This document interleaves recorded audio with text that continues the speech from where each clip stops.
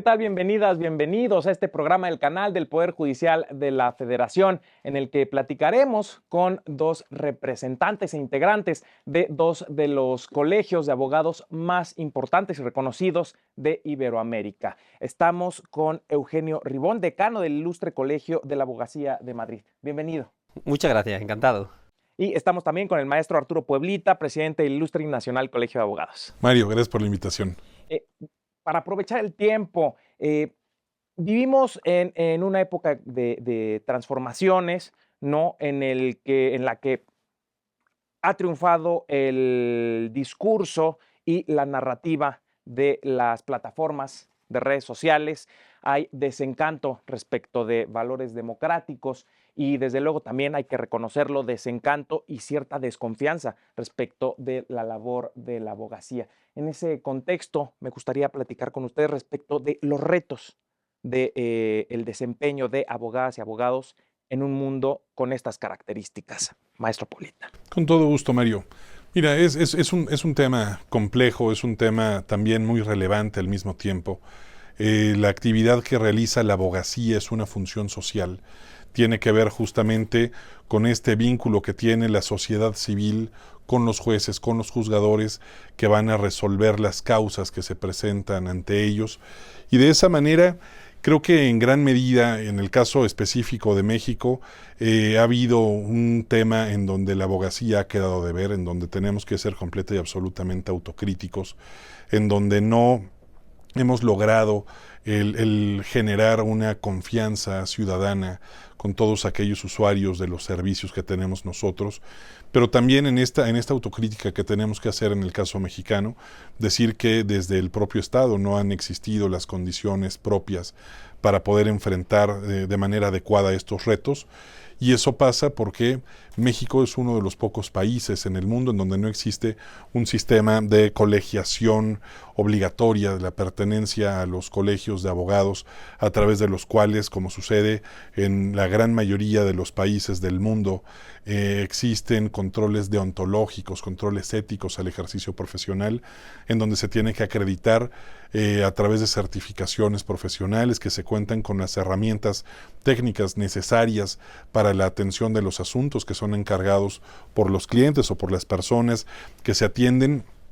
Y decir que en este sentido, pues sí, efectivamente en México hay mucho que hacer para mejorar las condiciones del ejercicio profesional de la abogacía, que en ese sentido también hemos tenido un abandono desde el siglo XIX como abogacía, que en muchas ocasiones le ha convenido a los diferentes gobiernos que la abogacía mexicana esté pulverizada, que no tenga una serie de controles éticos y que no tengamos también una serie de medidas que permitan revisar la actuación por parte de los pares de lo que están haciendo los propios abogados. Y también mencionar que existe otro tema de corresponsabilidad también del Estado, específicamente en materia educativa. Somos el segundo país del mundo con la mayor cantidad de instituciones facultadas para la emisión de cédulas profesionales de licenciados en Derecho, ¿no? El de títulos profesionales.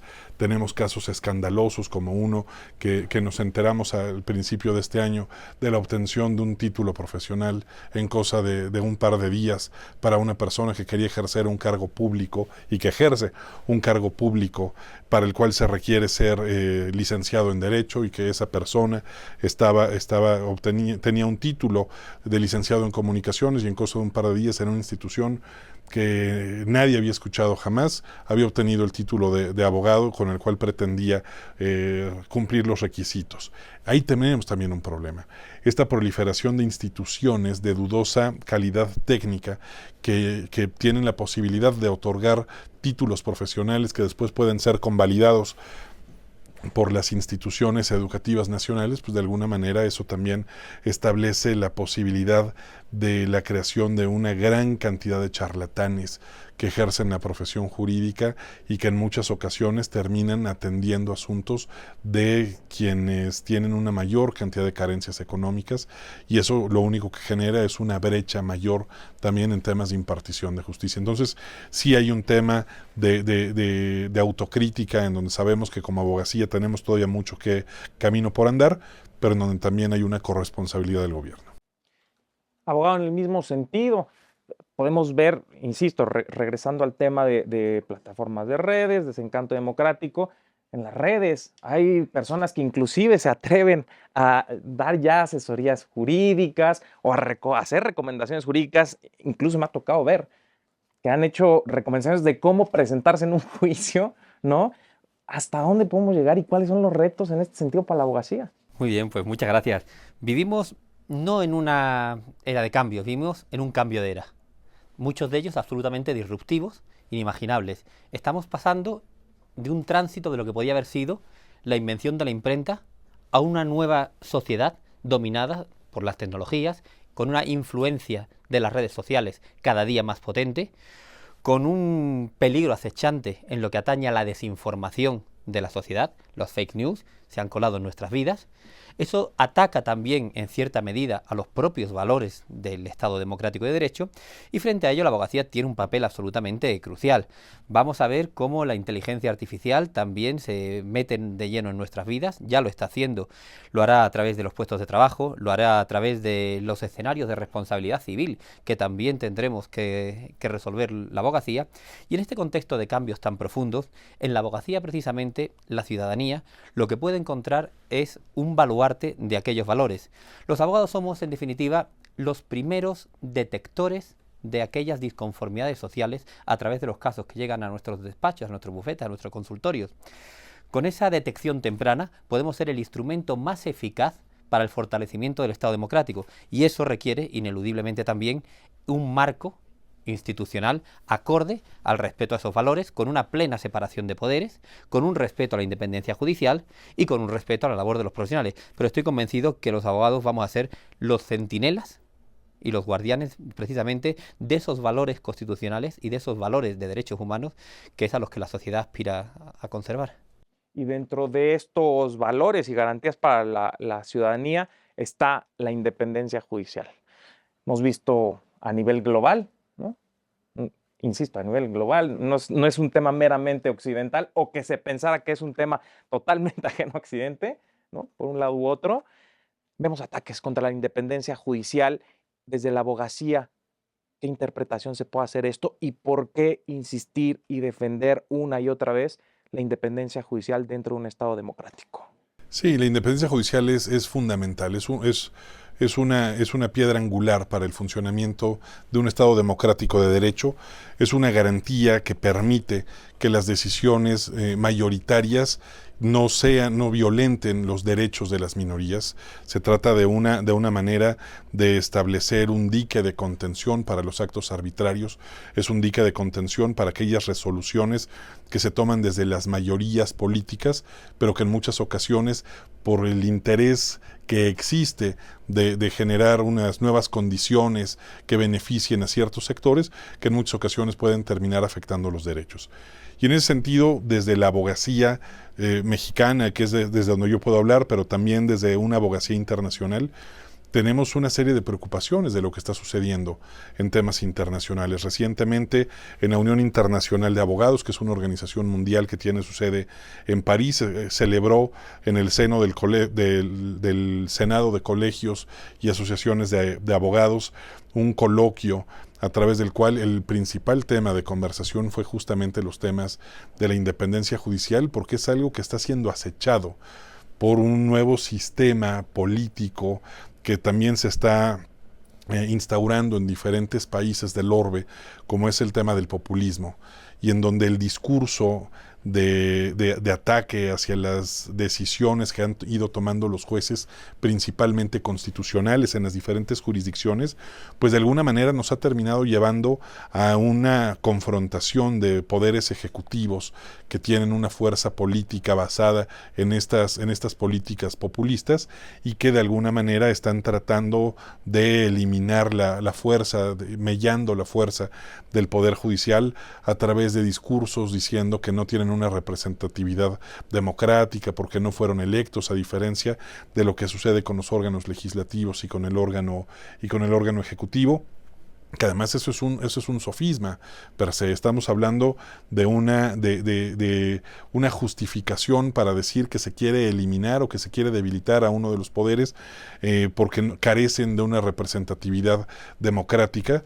pero es que lo que se debe de entender es que las actividades que realizan los jueces no tienen sustento en un tema de popularidad, o no deben tener un tema de popularidad, sino que se trata de un tema de conocimiento técnico, de resoluciones que implican el conocimiento de las disposiciones jurídicas, tanto constitucionales como internacionales, que puedan llevar a la emisión de resoluciones que sean justas, y que sobre eso se tiene que entender, que la función de los jueces es una función técnica, como es una función técnica la que realizan los médicos en el sistema de salud público de cualquier país, ¿no?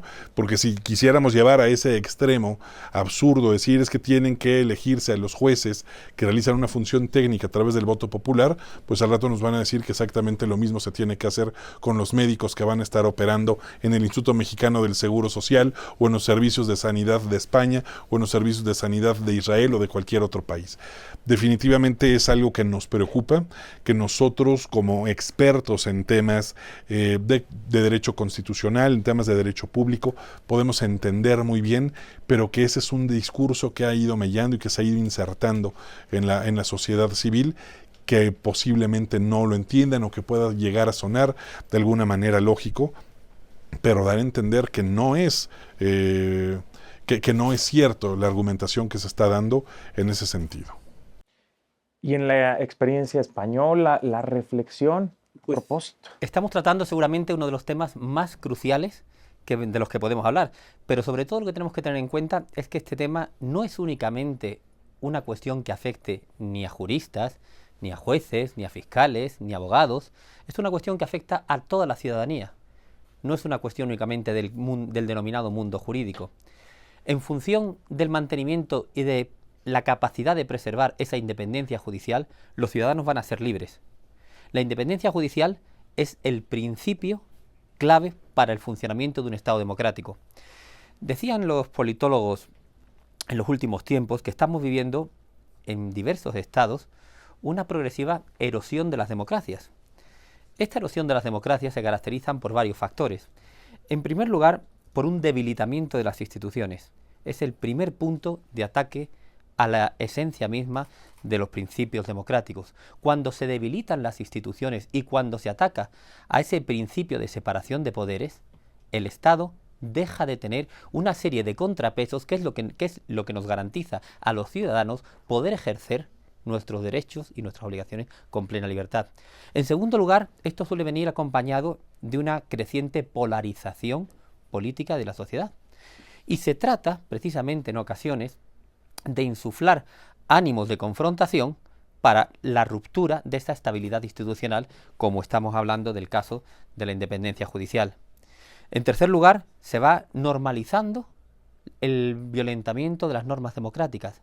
Y esa normalización progresiva y ese descrédito hacia las autoridades judiciales, lo que finalmente acaba conduciendo es a que no tengamos ningún organismo de control a la postre, una vez que se haya producido esa fusión entre los diferentes poderes, capaces de salvaguardar nuestros derechos.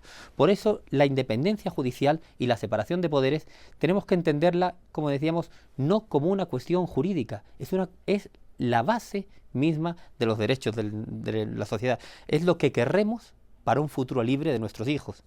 Y efectivamente, no entenderíamos, como bien dice Arturo, que aquellos que tienen que dirigir los designios del Estado en lo que es la resolución de los conflictos y las disputas entre particulares o entre particulares y entre la administración, no fueran sino los que tienen un mayor mérito y capacidad.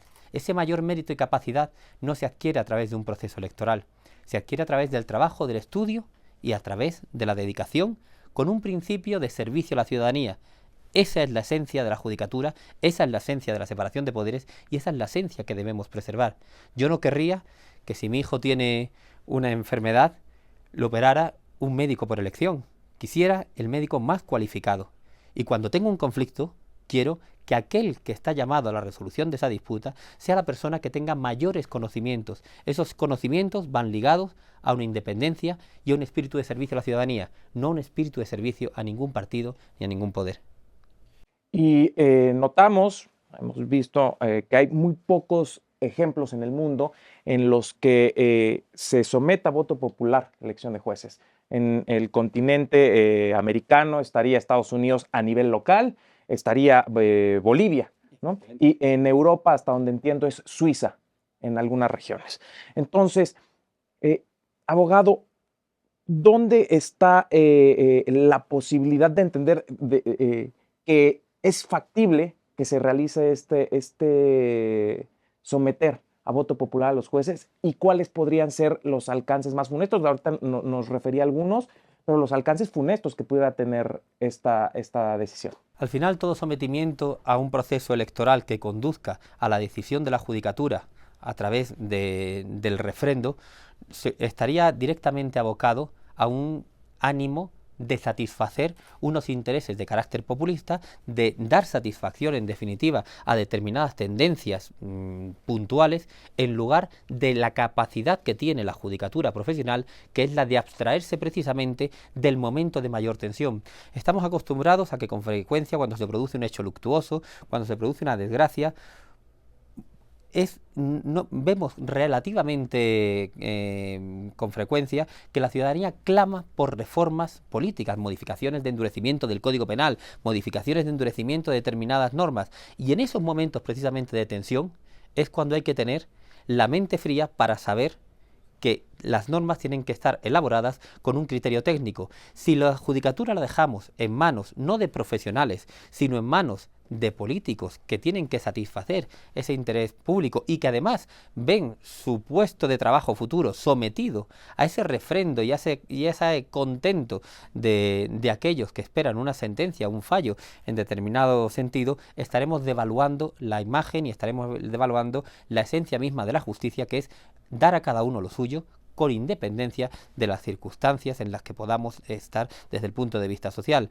En Europa o en España, ahora recientemente hemos tenido dos acontecimientos muy significativos, y es precisamente cómo se han producido las anulaciones de dos nombramientos de altos cargos. Estamos hablando de la presidenta del Consejo de Estado y estamos hablando también de un máximo cargo de la Fiscalía, precisamente porque esas designaciones habían tenido unos tintes que se habían apreciado por parte del Tribunal Supremo con carácter político. Y en detrimento de esos principios superiores de mérito y capacidad, el Tribunal Supremo ha puesto orden en las cosas y han dicho: no, mire usted, lo que tenemos que buscar a la hora de designar los cargos dirigentes en la judicatura, en la fiscalía, en aquellos servidores públicos, son esos principios de mérito y capacidad. Y en el momento que caemos en la designación del amiguismo o en la designación de la afinidad política, estamos devaluando las instituciones. Devaluar las instituciones es devaluar a la ciudadanía y es retroceder en derechos. Ahora, en este mismo contexto está la iniciativa de reforma constitucional en México y está precisamente el someter a voto popular diversos cargos de impartición de justicia. Maestro Pueblita, su impresión respecto a esto, no solamente como riesgo para la protección, defensa de derechos de los ciudadanos, sino también en la estabilidad del Estado mexicano. Sí, y de la estabilidad del Estado mexicano y la estabilidad de la democracia. Es muy importante entender que México suscribió la Carta Democrática Interamericana. Es este pacto de los diferentes países que forman parte de la Organización de Estados Americanos, que se juntaron a establecer una serie de mecanismos y medidas mínimas que deben de respetarse y entenderse para hablar de la existencia de un régimen democrático. Y hay que leer el artículo 3 de esta Carta Democrática Interamericana, en donde te señalan que el régimen democrático va más allá de la celebración de elecciones. La celebración de elecciones es solamente uno de los factores o uno de los requisitos para hablar de una democracia.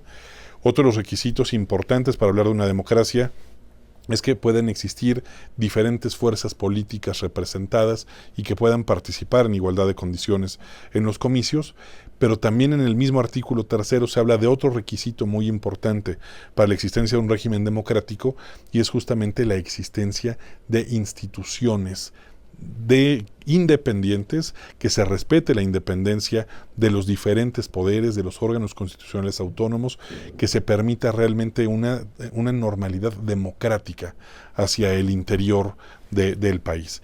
Y en este sentido, la propuesta que está presentada en el Congreso de la Unión para realizar una reforma constitucional al Poder Judicial de la Federación, hay varias cosas que podrían ser analizadas y que debieran ser revisadas de manera seria y detallada. Algunos temas de la organización y funcionamiento de los órganos de administración que tienen que ver con la organización de la judicatura en su conjunto. Hay temas que se pueden mejorar, hay temas que pueden llegar a transitar, pero en algunos otros estamos hablando de una jugada que tiene que ver desde un punto de vista en la eliminación del sistema judicial que tenemos hoy en día, los mercados económicos, una vez que se dio el triunfo electoral del actual partido en el gobierno y cuando vinieron las declaraciones de algunos de los líderes en el Congreso de este grupo que terminó siendo favorecido, los mercados internacionales, el peso se devaluó un 8%, los mercados, la Bolsa Mexicana de Valores y los diferentes índices que miden el riesgo país y las inversiones en México mandaron señales de alerta en el sentido que aunque las urnas haya tenido un avance importante, un movimiento y un grupo político en el país, pues la realidad es que a nadie le conviene tampoco tener un país de un solo grupo, un país en donde regresemos a un sistema de partido hegemónico y donde además el primer punto a resolver con una nueva supermayoría parlamentaria tenga que ver con la eliminación fáctica de uno de los poderes. Con la simple amenaza que salió, se prendieron focos de alerta en aquellas personas que tienen en sus manos la decisión de invertir en el país y que eso tiene que ver también directamente con la generación de empleos, que tiene que ver directamente con el pago de contribuciones, con el crecimiento mismo de la economía. Eso debiera ser una primera señal de alerta para decir quienes están haciendo un análisis de las condiciones de democracia, de gobernabilidad, de seguridad y de las condiciones de riesgo país, el ver que puede existir una posibilidad de desaparecer fácticamente, bueno, jurídicamente y después desde un punto de vista fáctico, que se deje un poder judicial de la Federación que quede debilitado, un poder judicial de la Federación que no puede ejercer realmente sus funciones de contrapeso, de análisis y de protección de la Constitución y de los derechos humanos reconocidos en los tratados internacionales suscritos por el país. Eso es una situación de riesgo y es una situación de riesgo que muchos de los inversionistas no estarían dispuestos a asumir. Y eso nos puede generar una condición económica desfavorable, una condición que cuando estamos en presencia de este fenómeno económico del nearshoring, que podemos estar aprovechando y utilizando la cercanía con la economía más grande del mundo, en donde podemos aprovechar también que formamos parte de un tratado comercial muy importante en una zona muy bien integrada comercialmente hablando, que tenemos hoy en día la 14ª economía del mundo, que es la mexicana, que habíamos tenido una fortaleza en el tipo cambiario, que hemos mantenido niveles de inflación bajos, que habíamos tenido una serie de condiciones económicas favorables para la captación de inversión, que el simple hecho del anuncio de la posibilidad de perder al Poder Judicial de la Federación y su independencia, eso es algo que pone en riesgo la viabilidad económica del país. Y desde España, ¿cómo se vería un fenómeno de estas características? Ahorita lo referimos, ¿no? El caso boliviano se dio hace un par de años, hubo reflexiones a nivel global. Su perspectiva. Con el máximo respeto, lógicamente, a lo que es la autonomía decisoria de los mexicanos en este caso, como no puede ser de otro modo, lo cierto es que la experiencia nos ha demostrado a lo largo y ancho de todo el globo terráqueo que cuando se opta por un sistema judicial a base de criterios electorales, se está perdiendo un elemento esencial de la justicia, que es el elemento de la certidumbre y de la seguridad jurídica. Con jueces profesionales, todos sabemos en el escenario en el que nos podemos mover y ante un determinado supuesto de hecho, también somos capaces de aventurar cuál puede ser el resultado jurídico de esta situación. En cambio, cuando esto torna y la judicatura ya no es una judicatura profesional, sino es una judicatura electa con base a criterios electoralistas, el resultado se manifiesta incierto. Esta incertidumbre se traduce, como nos ha plasmado también y nos ha expuesto muy bien Arturo, y coincido plenamente contigo en ese sentido, Arturo, esta incertidumbre se traduce en una falta también de estabilidad económica, en una falta de convicción de los inversores, en una falta también de confianza de la propia ciudadanía. Nos decían desde los tiempos prácticamente pretéritos del humanismo, del derecho penal, que lo importante en un escenario jurídico no es la dureza de la pena, sino es la certidumbre de que ante la comisión de un determinado hecho se puede obtener o el Estado reaccionará con una determinada imposición de una infracción. Cuando perdemos la incertidumbre, perdemos la estabilidad jurídica. Tras la estabilidad jurídica se pierde la estabilidad económica, y una vez que cae la estabilidad económica se diluye también la paz social. Por lo tanto, por la experiencia que tenemos, al menos desde nuestra perspectiva, y con ese superior criterio, lógicamente, de sometimiento a la libre voluntad de los mexicanos, creo que sería un gravísimo error perder la judicatura profesional, perder ese carácter técnico y cualificado de aquellos que tienen que resolver nuestra disputa, y someterla simplemente al juicio de Barrabás. ¿A quién queréis más? ¿A Jesús o a Barrabás? Recientemente vino a la Suprema Corte a dar una conferencia el doctor Saiz Arnaiz de la Universidad Pompeu Fabra. Reflexionaba sobre este tema y él hace una reflexión adicional, que en estos contextos en los que la decisión popular estuvo presente, pues habría que considerar si estas modificaciones estructurales, en este caso al Poder Judicial, ¿no? Y en dado caso de que hubiera un sobrepaso, ¿no? O un abuso respecto de las circunstancias en las que se encuentre la ciudadanía, siempre está a salir a las calles o llegar a órganos internacionales de derechos humanos, órganos supranacionales para la defensa de los estados. Abogado, ¿es razonable entender que si es una decisión popular, es decisión popular? ¿O hay que llamar a la prudencia de los propios gobiernos, pese a la legitimidad que tengan? Es que un principio esencial de cualquier gobierno es que por encima de cualquier otra obligación tiene el compromiso de mantener la democracia, una democracia sana. Por encima de cualquier otro interés político, por encima de cualquier interés partidista y por encima de cualquier interés personal. Y el mantener una democracia sana se sustenta sobre un principio básico que ya llevamos varios cientos de años asentados en él, y es el de la separación de poderes. Cuando esa separación de poderes quiebra y por lo tanto se diluye la independencia judicial, se está atentando a la primera obligación que tiene un mandatario, que es la de preservar la democracia, no por sí para este mandato, sino para las futuras generaciones que vengan. Y maestro Pueblita, en este sentido, si es decisión popular, ¿hasta dónde debe caer prudencia de los propios gobiernos y gobernantes que fueron electos con amplitud legitimada? Claro, bueno, uno de los problemas del populismo es que se utiliza a las propias instituciones democráticas para erosionar y demoler las propias instituciones democráticas.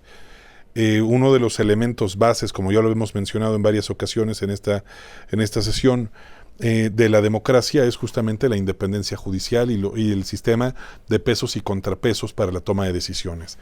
Y entender también que no necesariamente porque un grupo mayoritario parlamentario tome una decisión, la decisión tiene que ser considerada válida. Por ejemplo, si el día de mañana nos dijeran que quieren reformar la Constitución para retornar a la esclavitud, esa resolución, aunque fuera la modificación del texto constitucional, sería contraria a los valores más esenciales de respeto a los derechos humanos. Y por más que se tratara de una norma constitucional, pues estaría yendo en contra de los elementos más básicos de las libertades.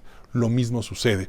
Existen una serie de normas mínimas de respeto a la democracia, y la división de poderes tiene que ver en torno a esto. En la medida que se hagan reformas que tengan como finalidad la cooptación, la eliminación, la captura de instituciones democráticas que puedan servir como contrapeso al ejercicio de los poderes mayoritarios, eso nos pondrá en una situación de riesgo. Y en ese sentido habrá que voltear a ver lo que sucedió en la Alemania nazi de los años 30, en donde a través de procesos democráticos que se fueron alcanzando, mayorías calificadas a través de diferentes órganos legislativos, eso fue implicando también el establecimiento de un régimen que, aunque era popular, que aunque era mayoritario, terminó generando una erosión muy importante en el sistema jurídico y en el sistema democrático alemán, en donde se había logrado llegar a través del voto popular, pero que se terminó estableciendo un régimen que servía única y exclusivamente a los fines de ese régimen. A lo que voy con esto es decir que no necesariamente porque una decisión es popular, no necesariamente porque se obtuvo una mayoría legislativa, en automático eso ya debe ser considerado como lo que debe ser y que se encuentran legitimados para tomar absolutamente cualquier decisión.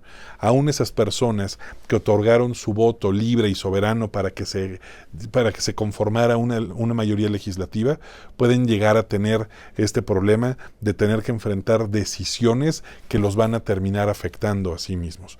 Y en ese sentido no podemos permitir de ninguna manera que tengamos ese tipo de retrocesos. Y aquí tenemos uno de los elementos diferenciadores que no existía hace 90 años en Europa y que no existía hasta hace algunos años tampoco en el tema americano, es justamente la pertenencia, en el caso mexicano, del sistema interamericano de derechos humanos, en donde tenemos por un lado una comisión que se encarga del estudio y el análisis de aquellas posibles situaciones que puedan vulnerar los derechos fundamentales de los habitantes del continente americano, y después tenemos un sistema contencioso con la Corte Interamericana de Derechos Humanos, en donde si además nos volteamos a ver el tipo de asuntos que se someten a la jurisdicción de la Corte Interamericana, nos vamos a dar cuenta que en un muy alto número de asuntos tiene que ver justamente con afectaciones a la independencia judicial, en donde aquellas personas juzgadoras que se vieron violentadas, que fueron removidas a través de procedimientos poco democráticos, a través de sistemas que lo que estaban buscando era sancionar a aquellos jueces independientes que tomaban decisiones en contra del poderoso, en contra del Estado, y que en esa medida las sanciones que venían en muchas ocasiones en el sistema interamericano se terminan estableciendo medidas de remediación, medidas a través de las cuales se termina acreditando que hubo una vulneración a la independencia judicial. Tenemos un grave problema con este sistema, y es que es muy tardado y que no resuelve la situación en el momento. No obstante que en la Comisión Interamericana pueden haber medidas, y en la propia Corte pueden haber medidas cautelares que permitan adelantar ciertos efectos, la realidad de las cosas es que es un sistema que es en muchas ocasiones muy lento, muy tardado, y que puede llegar a generar afectaciones mayores. Pero lo bueno de esto es que por lo menos existe, que tenemos mecanismos para alzar la voz y para demostrar que se pueden estar tomando decisiones que vulneran la democracia, que vulneran la independencia judicial, y que por lo tanto también se afecta a la seguridad jurídica de la cual hablaba el decano Ribón, y que también terminan afectando al Estado de Derecho. Bueno, y aquí tenemos también, si me lo permite, alguna buena noticia. Dentro de la excelente relación que mantenemos entre el Ilustre y Nacional Colegio de la Abogacía de México y el Ilustre Colegio de la Abogacía de Madrid, uno de los proyectos que vamos a desarrollar también de modo conjunto, que ya estamos trabajando en ello y que tendremos oportunidad de profundizar durante estos días, cuando venga parte de la delegación de nuestra Junta de Gobierno, va a ser la creación y el desarrollo conjunto de un observatorio de derechos humanos entre ambas instituciones. Esto que ya lo tenemos implementado en otros estados en la Unión Europea de modo conjunto, y que se está creando desde el año pasado una red de los principales colegios de la abogacía del mundo precisamente para llevar la voz de la ciudadanía en aquellos casos en que otras instituciones tienen una respuesta tardía. Hemos señalado antes que los abogados nos convertimos de esta manera en centinelas, en salvaguardas del Estado de Derecho, y somos los primeros obligados a tutelar esos principios democráticos y esos principios de derechos humanos de la ciudadanía. Pues a través de esta alianza del Colegio de la Abogacía de México y el Colegio de la Abogacía de Madrid, tendremos también un instrumento reforzado para alzar la voz en aquellos casos en los que se están produciendo estas vulneraciones. Y esas vulneraciones son de tipo absolutamente diverso. Los vemos efectivamente en los casos de polarización, lo vemos en los casos de la erosión de las instituciones que estábamos comentando antes. Y he de confesarles si me lo permiten, también que me ha sorprendido, me ha dejado realmente sorprendido y preocupado cómo al aproximarnos a la Corte veía carteles señalando a algunos magistrados de la Corte por su comportamiento. Ese ataque eso también es un ataque a la independencia judicial. Eso también forma parte de aquellos valores que tenemos que defender. ¿Y qué va a pasar si se acude al órgano internacional, ¿no? En este caso, las diferencias que hay en el sistema interamericano y el sistema europeo son peculiares. Uno es, en el sistema interamericano no se entiende como instancia, en Europa, hasta donde entiendo, sí se entiende como una instancia, pero desde los dos sistemas se entiende la soberanía de los estados y la dificultad y también la tardanza de los propios estados para cumplir con los mandatos de los órganos supranacionales. Digamos, ahí tenemos el reto porque llegaría la desesperación de la ciudadanía. Probablemente aquí sí que estemos hablando de dos escenarios distintos entre el mexicano y el europeo. En el europeo hemos tenido una cesión progresiva de nuestras soberanías nacionales en favor de una unión común, que es la Unión Europea, de tal suerte que ahora mismo el juez español ya no es únicamente juez nacional, sino que por encima de juez nacional es juez comunitario. Y de esta suerte gran parte de los avances sociales, de los avances políticos, de esos guardianes de los tratados y de los principios constitucionales, de los principios de la democracia, ya residen en manos de instituciones comunitarias y por lo tanto instituciones supranacionales. Hemos visto cómo nuestro Tribunal Supremo se ha ido acomodando a la jurisprudencia dictada por el Tribunal de Justicia de la Unión Europea, como también a nivel de derechos humanos hay un sometimiento a las resoluciones que impone el Tribunal de Derechos Humanos. Y en definitiva estoy convencido que el camino progresivo por el que discurriremos los estados, por lo menos en unas materias tan sensibles como van a ser esta, igual que sucederá probablemente con otras de carácter comercial, que imponen una respuesta mucho más célere de la que nos pueden dar en una ocasión los tribunales. Se impulsarán y se dinamizarán los sistemas alternativos de resolución de conflictos. Veremos cómo el arbitraje entre estados, el arbitraje comercial, el arbitraje incluso en cuestiones sensibles que pueden tener una proyección tangencial en los derechos humanos, va a ser un método de resolución de conflictos. Y en ese proceso progresivo de cesión de soberanía, pues los estados tendremos que asumir las decisiones de otros órganos superiores a los que verdaderamente nos debemos integrar si queremos vivir en comunidad. Pero en el caso, en nuestro caso, en el caso del sistema interamericano, tenemos uno de los países que más sentencias en contra por violaciones graves de derechos humanos es precisamente el Estado mexicano, y del total de sentencias básicamente ha cumplido a cabalidad en una, ¿no? En el caso de Castañeda Guzmán. Después, en temas centrales de las resoluciones de la Corte Interamericana, el Estado mexicano no ha cumplido. Si estamos hablando del sistema interamericano como una alternativa, ¿no?, ciudadana de defensa de derechos, en estos casos en los que hay ataques contra la independencia judicial, ¿qué podemos esperar, maestro Pueblita? Pues bueno, eso es una situación complicada. Creo que también se tiene que analizar un reforzamiento internacional del propio sistema interamericano, en donde además debo decirte que nos debiera llamar la atención incluso el financiamiento, por ejemplo, de la Corte Interamericana. El principal financiamiento de la Corte Interamericana no es pagado por los propios países integrantes de Iberoamérica, sino que el principal financiamiento viene de los países escandinavos, de Dinamarca y Suecia. Son los principales patrocinadores de la Corte Interamericana. Creo yo que también en una gran medida el propio sistema interamericano, los propios países, los propios estados han buscado de alguna manera que esté débil y que no esté funcionando adecuadamente.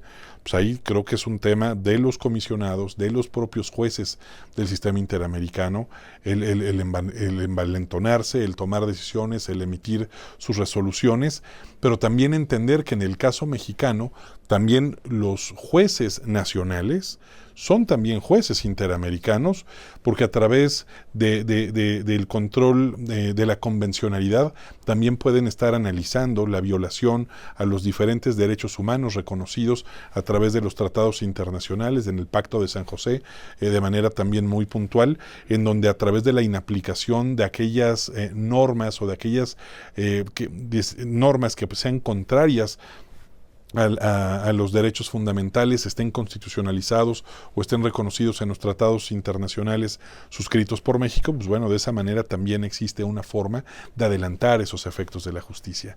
Lo que tenemos que entender también es que parte importantísima de la profesionalización de los jueces que tenemos en México pasa por este entendimiento de la labor que ejercen en muchas ocasiones a través del control difuso de la Constitución o a través del control de la convencionalidad de las normas y de los actos que son sometidos a su jurisdicción.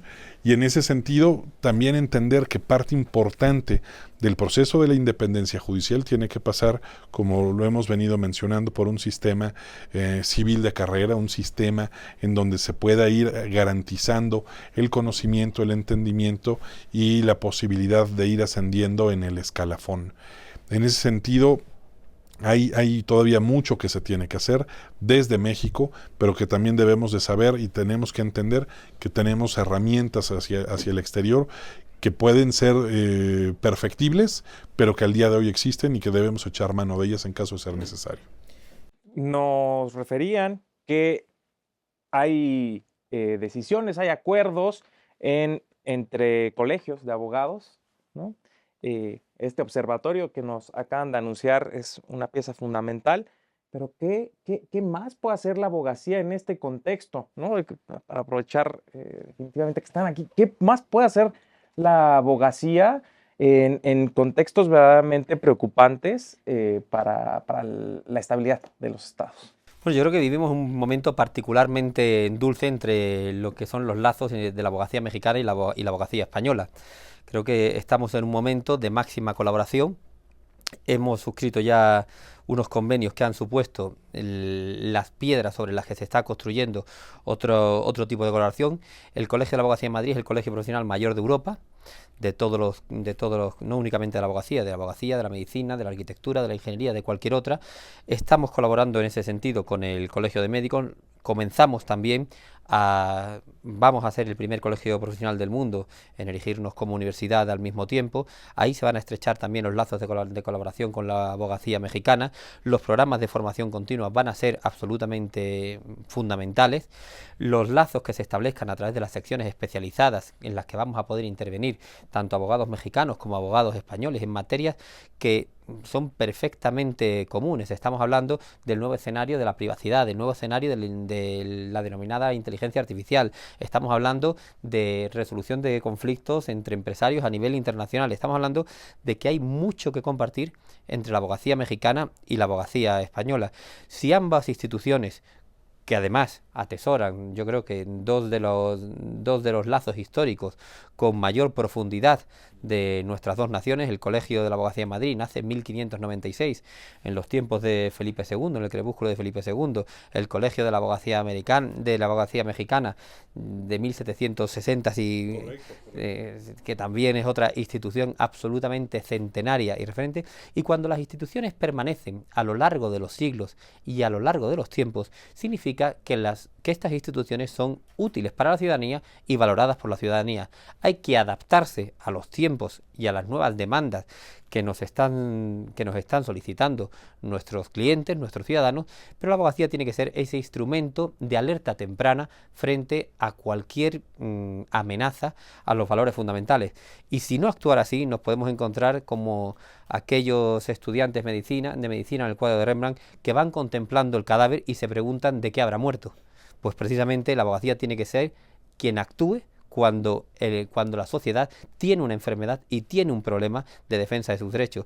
Por eso creo que esta alianza va a ser especialmente útil y va a ser el comienzo además de una locomotora a nivel iberoamericano entre los dos colegios y entre Europa y Latinoamérica. En el mismo sentido, maestro Paulita, el reto y responsabilidad que tiene la abogacía en estos contextos complejos. Pues mira, tenemos un reto entender que la abogacía no hace política, eso también es un tema muy importante, pero la abogacía tiene la responsabilidad de levantar la voz cuando se considere que se están trastocando derechos y conceptos fundamentales para el Estado democrático de derecho, que en ese sentido nunca hemos sido pasivos como abogacía y que tenemos un reto de responder a la sociedad a la cual nos debemos. Te decía yo que que cumplimos con una función social y que tenemos que advertir aquellas situaciones en donde se pueda poner en riesgo a la democracia, donde se pueda poner en riesgo a las instituciones. Y en ese sentido hay una gran interacción, evidentemente tenemos unos lazos sanguíneos, genéticos con la abogacía española, pero no nada más estamos vinculados, en el caso de la abogacía mexicana, con España. Con el mismo decano Ribón estuvimos hace un par de meses en Brasil en una reunión del G20 en donde compartimos espacio con la abogacía de China, con la abogacía de la India, donde estuvimos también con la abogacía brasileña, que por cierto la Orden de Abogados de Brasil es el colegio de abogados más grande del mundo, en donde tenemos lazos internacionales con otros países, con otros colegios en Europa, con colegios de Norteamérica, de Sudamérica, es decir, las abogacías hoy en día en este contexto global estamos completamente y absolutamente articulados. Tenemos algunas donde tenemos una cercanía muy natural por temas de idioma, por temas de sistemas jurídicos, porque en muchas ocasiones abogados mexicanos han ido a formarse a las universidades españolas. Muchos de los textos que se escriben en España, en Italia, en Alemania, en Francia han servido también como una fuente de inspiración al derecho que tenemos en México y que eso también redunda en las sentencias de nuestra Suprema Corte de Justicia de la Nación y entender que no estamos aislados en el mundo y que en ese sentido hemos tenido también la ventaja de que en aquellas ocasiones en donde hemos nosotros acudido al auxilio de nuestros hermanos en otros colegios de abogados dispersos por el mundo, hemos tenido una muy buena respuesta, en donde además en muchas ocasiones hemos tenido también este apoyo para decir tenemos un problema, estamos enfrentando retos que pueden afectar a la independencia judicial o al Estado de Derecho, a la democracia, y que en ese sentido la abogacía mexicana nos sentimos respaldados por los colegios hermanos en otras latitudes que han venido a nuestro auxilio cuando lo hemos solicitado. A mí me gustaría dejar una idea para todos nuestros televidentes, y es que la sociedad tiene que ver que en cada despacho de abogados, en cada oficina de la abogacía, hay una oficina de defensa de los derechos humanos. En cada oficina donde haya un abogado mexicano, hay un defensor y hay un paladín de los derechos humanos. Y esta red de defensores de los derechos humanos, unidas a todas las abogacías del mundo, son las que verdaderamente tienen el poder del cambio de todas las situaciones que estamos viviendo. En el G20 que estaba comentando Arturo, que fue el encuentro de los principales operadores jurídicos, de los principales colegios de la abogacía a nivel mundial, ya se fraguó esta red. Vamos a ser capaces de instaurar en cada uno de los países del mundo una red neuronal conectada para que cada ciudadano, con independencia del origen, de la situación, de las condiciones económicas en las que se encuentre, tenga a su disposición esa oficina de defensa de los derechos humanos próxima a su domicilio. Abogacía de proximidad, abogacía al servicio de la sociedad. Pues quiero agradecerles mucho, desgraciadamente se nos terminó el tiempo, reflexiones fundamentales en estos momentos que vivimos. Nuevamente, muchas gracias, decano Ribón, maestro Pueblita. Gracias a ustedes por habernos acompañado. Sigan en el canal del Poder Judicial de la Federación. Que estén muy bien.